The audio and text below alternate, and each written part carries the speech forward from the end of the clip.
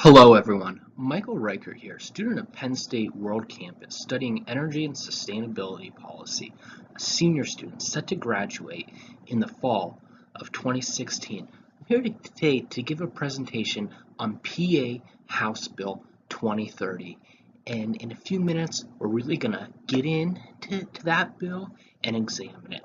So if you're ready, let's go.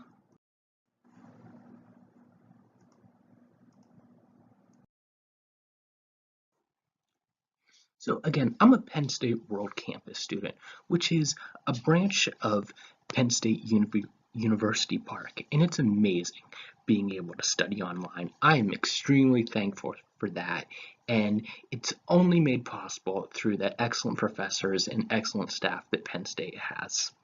Now, I chose energy and sustainability policy because I am passionate about climate change, and I had an amazing time learning about the different mitigation and adaptation steps that we can take to fight climate change. It really is amazing. Now, there's three different mitigation steps that I really like to focus on, and that's conservation, efficiency, and renewable energy approaches. And we're going to get into those approaches later on in the slide, but I really want everyone to focus on conservation and efficiency for this presentation. So let's go.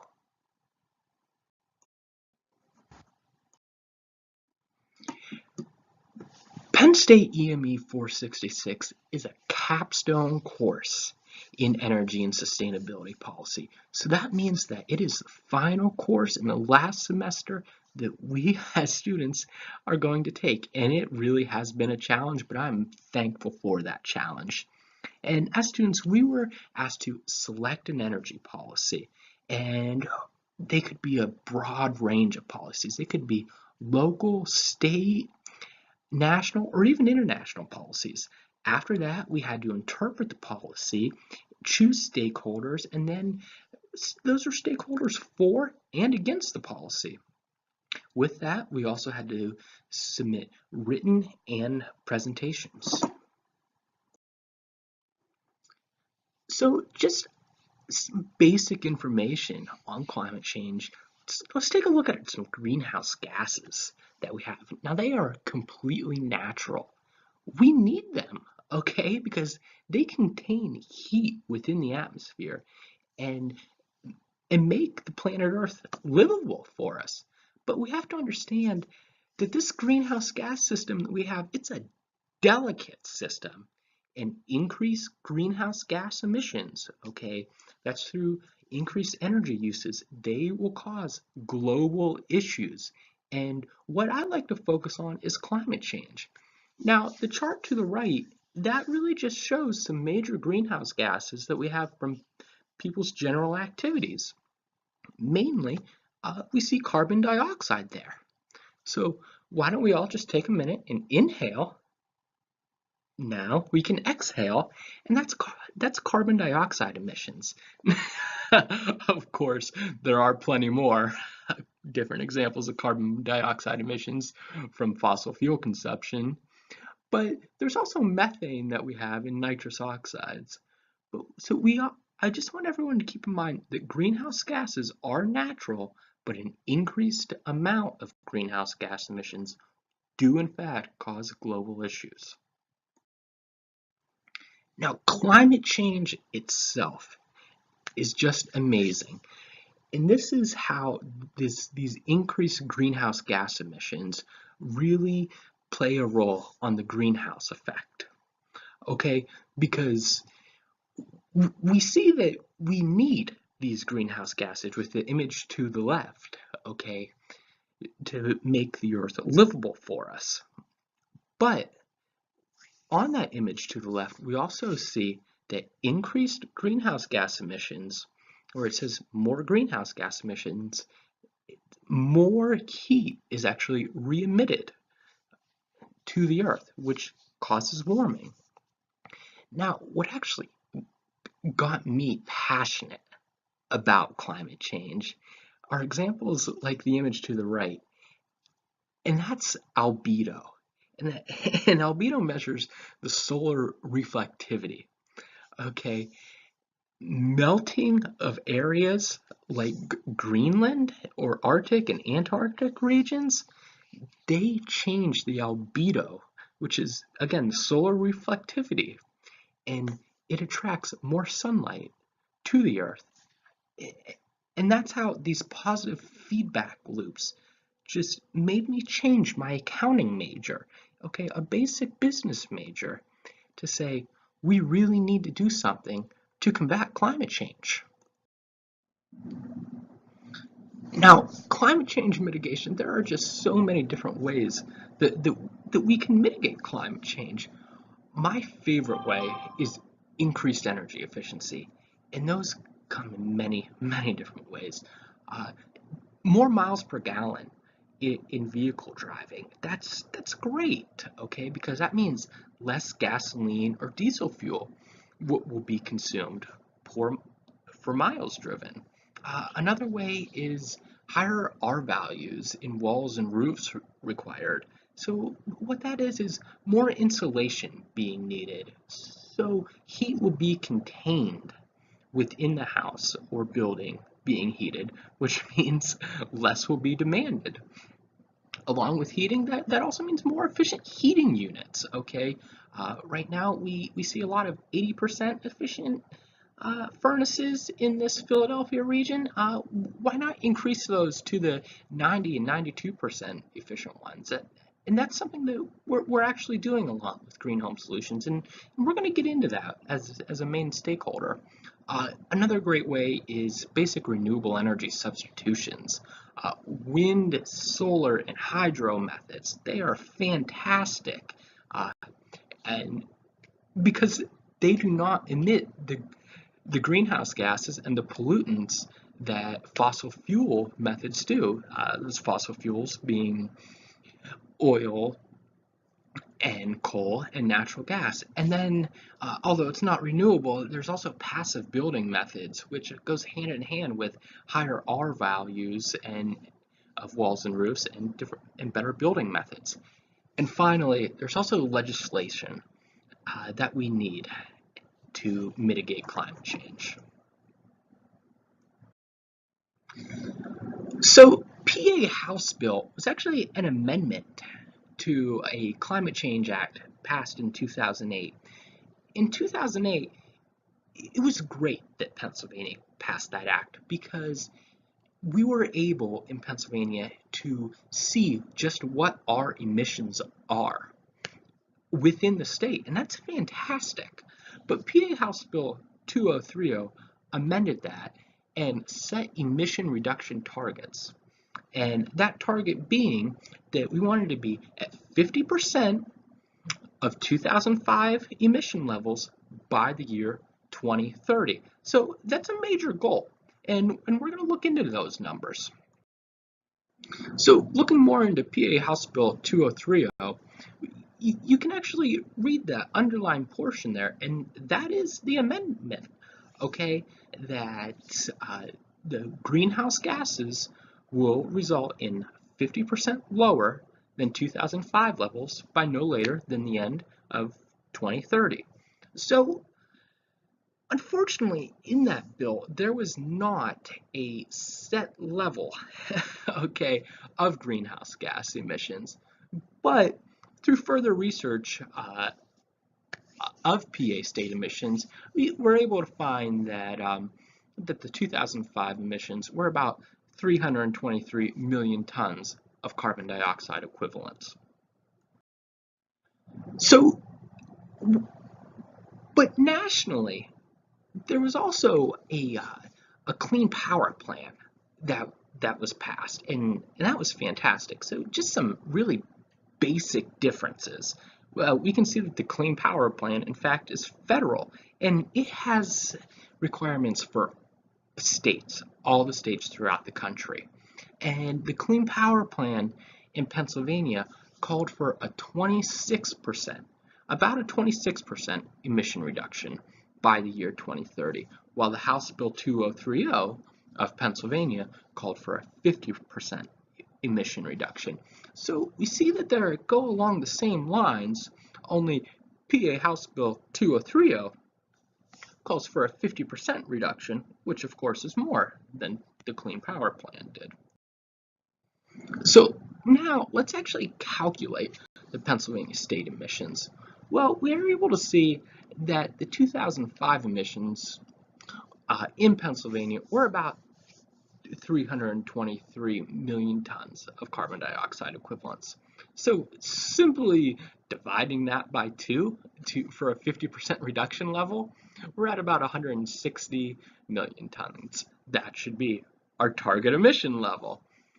Well, the most recent statewide emissions that were able to be confirmed was 287, about just over 287 million tons of carbon dioxide equivalent. So doing some basic math, then we're able to calculate that about 127.5 million tons of carbon dioxide equivalents need to be reduced. But how much is that? Are we really able to do that? Well, that amount, and it is great that the EPA allows us to do this. And this just still amazes me. That's about 270 million passenger vehicles driven for 1 year. Okay. Luckily, though, we're able to combine that, all right, with just over 4 million, okay, tons of waste recycled instead of gone to landfill. So we're able to make some combinations there.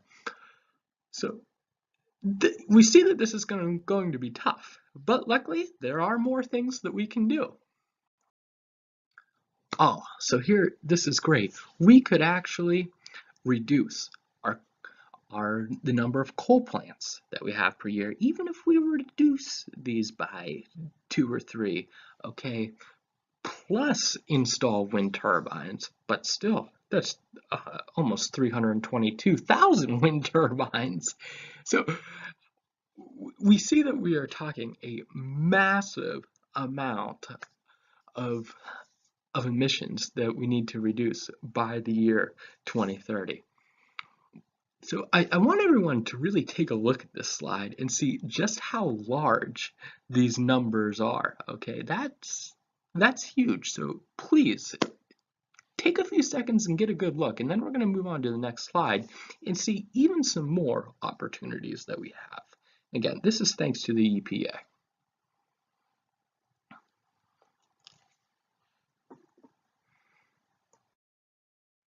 So another great thing is that carbon can also be sequestered, okay, or the photosynthesis process be used to transform that carbon dioxide into oxygen, okay, and that's just amazing. It's something I'm still fascinated about, and I learned it in 3rd grade, but I'm so thankful for it. Still, about 1.2 billion acres of forest that we would need to achieve that reduction goal. But still, we remember that we can combine all of these things together to reach that about 127.5 million reduction of carbon dioxide emission levels. So another key part of the assignment was to gather stakeholders who support and stakeholders who oppose House Bill 2030. And on the chart, we have a nice list. I actually interviewed so many people. It was in Northwest Pennsylvania, near Erie, PA, where I really talked to people the most. But before I really get into the stakeholders, I want to ask you, how do you feel about this policy so far? Of course the emission reduction is great, but the scale of it is just huge, and we see that the bill does not really provide an action plan for it, but still, just consider how you feel, and then we're gonna go over the supporting stakeholders. So let's do that. One of the first people I interviewed, and this was an informal interview, was Connie at Cellar Winery. Um, I was surprised when I went to this shop that there were, in fact, solar panels on the roof. They are located in southern Crawford County, and in Crawford County, there is very little support for fighting climate change. Um, but these owners were actually passionate for the fight, and I was shocked. Okay, so I went there. It was actually to buy wine at first, uh, and I asked them, why they put their solar arrays up and how they felt about climate change, and and if they felt that state regulation to reduce carbon emissions is a good idea. And they were actually really proud that they were one of the biggest solar arrays in Crawford County, and while I cannot prove this, I would say in northwestern Pennsylvania as well, and that they want more businesses to do the same. They expressed support for the overall reduction of greenhouse gas emissions in Pennsylvania, and I was so happy that I went there and talked to them. I'm still thankful of that. Now, also there's Green Home Solutions. Now, Green Home Solutions is located near Philadelphia, Pennsylvania, and this is a firm that actually use energy conservation and energy efficiency incentives for their business growth. Okay, and they focus on heating and insulation. It's great. Their their biggest customer base is actually in New Jersey right now, who has these great incentives to reduce energy consumption. And I've talked with them several times now, and they said that they are actually considering relocating to New Jersey in spite of, they actually said, an allegiance to Pennsylvania because that's where they grew up. And if Pennsylvania were to pass a bill that would regulate carbon dioxide emissions, carbon dioxide equivalent emissions, they certainly would stay in Pennsylvania. There are certain energy companies, however, in PA, like Pico Electric, that do offer incentives uh, to reduce energy consumptions. But Green Home Solutions, they undoubtedly, and I asked them firsthand, were a supporting stakeholder of this because they feel that reduction of emissions would create incentives that would increase revenue opportunity for them. Now, there's two other ones. The American Council on Renewable Energy. They're a basic nonprofit organization that's just spread throughout the United States. There's chapters throughout the whole country, and they focus on like creating opportunities uh, to accelerate renewable energy development throughout the whole country. Now, renewable energy development, of course, that provides an opportunity to reduce fossil fuel consumption, renewable energy being used as a substitute, thereby reducing greenhouse gas emissions. So while a formal statement was not put out by ACOR, uh, undoubtedly they are supportive of this policy. Likewise, Penn Future, similar to ACOR, they are a Pennsylvania-based organization who supports climate change mitigation policies. One thing amazing about Penn Future, and I was shocked at this, they will actually provide legal representation for renewable energy firms and other organizations who want to fight climate change and support the environment. They do a great job putting sustainability together, okay? Um, by their phrase, actually, that every environmental victory grows the economy. I was fascinated by that, and it's true. It's so true. So right there, we have four examples of supporting stakeholders. And so I ask you, how do you feel now? Are you more in support of House Bill 2030 than you may have been before? Or have you changed your mind? Uh, have you has your opinion not changed at all? So just think about that for a few seconds, and now we're going to move on to stakeholders that oppose the bill. And and this gets interesting. I was fascinated by this. I really was. Roberts Trucking. This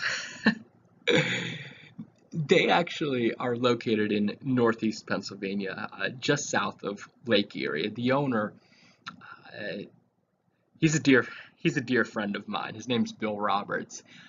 He recently began a sand hauling division, and that was about 2 years ago with his trucks. And he did well 2 years ago. He really did. But when I mentioned House Bill 2030 to him on a ride down to south of Pittsburgh near West Virginia, he immediately grew worried about threats of increased fuel taxes, okay, fuel taxes being diesel taxes, which would create more expense for his company and potentially run him out of business. That was what he said. But essentially, that it would really threaten the operations of his firm. I was shocked. I really was.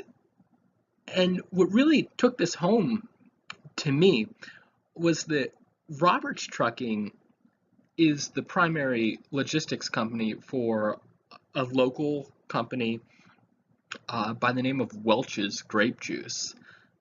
Uh, and I just thought, oh my, well, if Roberts' operations were threatened, what would happen to Welch's Grape Juice?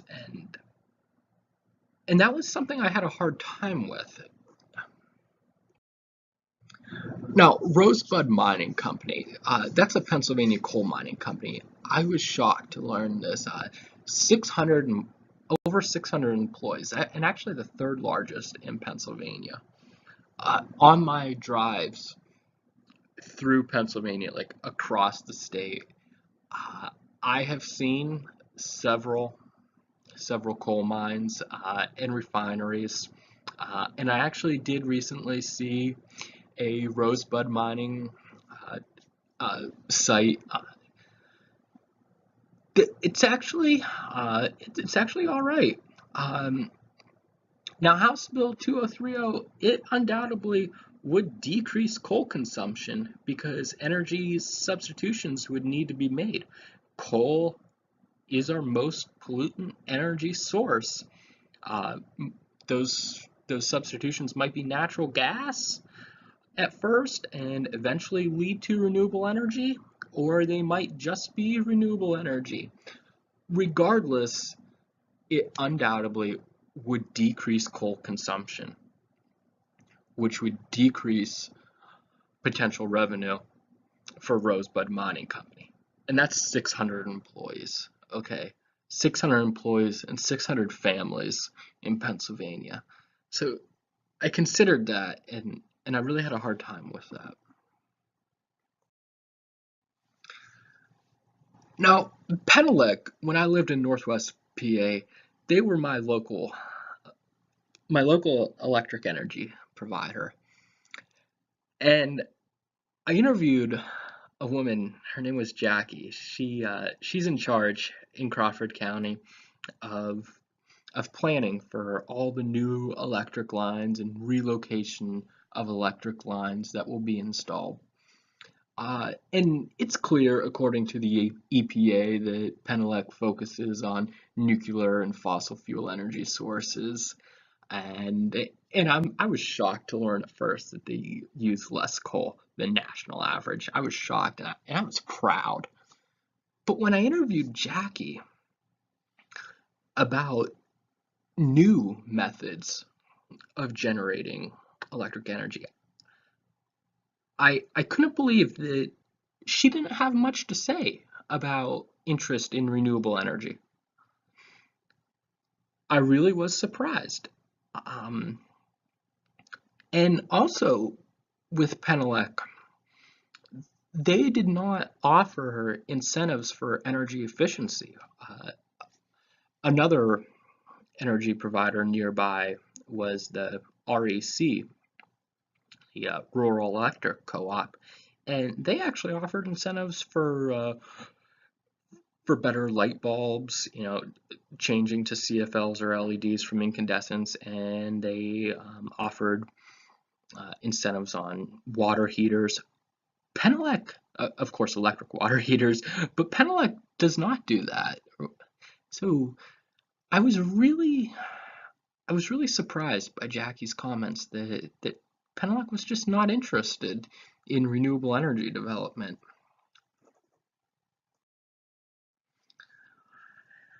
The city of Warren, this one I actually hold close to my heart. I must admit that. Um, on my drives back to Cambridge Springs in Crawford County from Pennsylvania, uh, rather than take I-80 back, I would sometimes drive north and take US 6 back to Cambridge Springs just so I could drive by Warren, because I was amazed at looking at the United Refinery plant that they have. It's just so huge. I mean, 107 acres. This this refinery, it's amazing. And there's also a petroleum power plant there, 46 megawatt. That's huge. And we look at the EIA chart below, and there's so many oil and gas wells there. And Warren, PA, the county of Warren, it is just so dependent on fossil fuel generation and distribution that I personally consider what might happen to this area if the demand were to be seriously reduced. So, I mean, undoubtedly, the citizens of Warren County, the businesses of Warren County, the petroleum plant and the refinery, they would be against this policy because it would cost them business. So, after reviewing some of the opposing stakeholders, has your opinion changed at all? Really consider this. It took me a while too. It really did. It wasn't something that just happened overnight. But I must say, my opinion did in fact change. A 50% reduction in emissions really is an extreme amount, which was made clear by the slides at the beginning. The overall transmission to renewable energy, it must be gradual. Okay, it's not something that can happen overnight. Even though 2030 seems like a long time away, it's actually just a mere 13 years away. That's not far. Okay, I still remember the year 2000, that New Year's Eve when that happened. 2030 is close by, and 50% really is an extreme amount. I am extremely, myself, I'm extremely content that the Clean Power Plan has been implemented, but overall, I really think that residents and businesses and everybody, we really need to change to a sustainable behavior. And that's where energy conservation, energy efficiency, and then implementation of renewable energy comes in. And I liked the image I found um, of the smart living pyramid because it reminds me a lot of a food pyramid. But simply turning off lights and gadgets and unplugging appliances we don't use, that's basic energy conservation for us. And after we really take advantage of energy conservation, that's when we can get involved with energy efficiency. And that's exactly what Green Home Solutions does. And they get involved with improved insulation, installation of better heating units and better air conditioning, and that's all done through home energy audits. And then finally, once we've decreased our energy consumption enough, that's when we can really focus on implementation of renewable energy. Now, don't get me wrong, we need to be research and developing, and of course, installing renewable energy, but energy conservation and efficiency, in my humble opinion, must be our focus this decade. So, what can you do and what can I do to decrease our greenhouse gas emissions in Pennsylvania and really set forth the, what House Bill 203 wanted us to do? Well, there is basic conservation and efficiency. I've mentioned several times in this slide that substituting CFLs and LEDs help us out for energy efficiency, but maintaining a lower ambient temperature in the house is also great. You know, changing that thermostat to 70 degrees or even 71 during the winter temperatures rather than 75, or like some people are, they might have it at 80 degrees during the winter. There's also driving less. That's huge because that's petroleum based emissions, and those are major. A lower water temperature, that's big. That's big because that could come from uh, electric hot water tanks or natural gas hot water tanks. But also involved with water temperature to increase efficiency, that could just change to a tankless water heater. Okay, where water is only being heated when it's used. That's great. Maybe you're going to buy a car soon.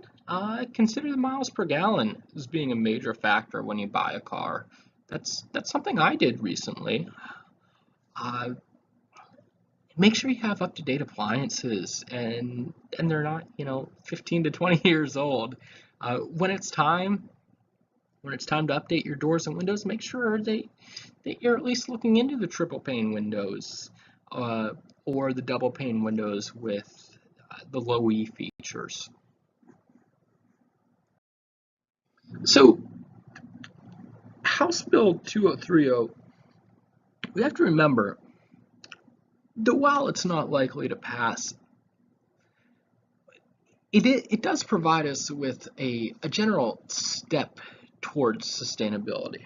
Okay, we need to promote efficiency, okay, throughout our community, and this can be done through municipal meetings and school gatherings, things of that general nature, okay? Oh my goodness, and of course our electric and natural gas companies, we need to make sure that they are promoting energy efficiency and energy conservations. Now, with our economy, boy, it is great when we are able to reduce our miles driven per car just by using local suppliers or local contractors. That's amazing because then we actually see social growth, okay, and economic growth. And then in the environment aspect, we're using less fossil fuels when we promote efficiency and when we use local suppliers. It's great. And I could go on with this for a long time, but it's something we really, as society, need to be creative about. So it's been a pleasure giving this presentation, and I hope that everyone learned something here.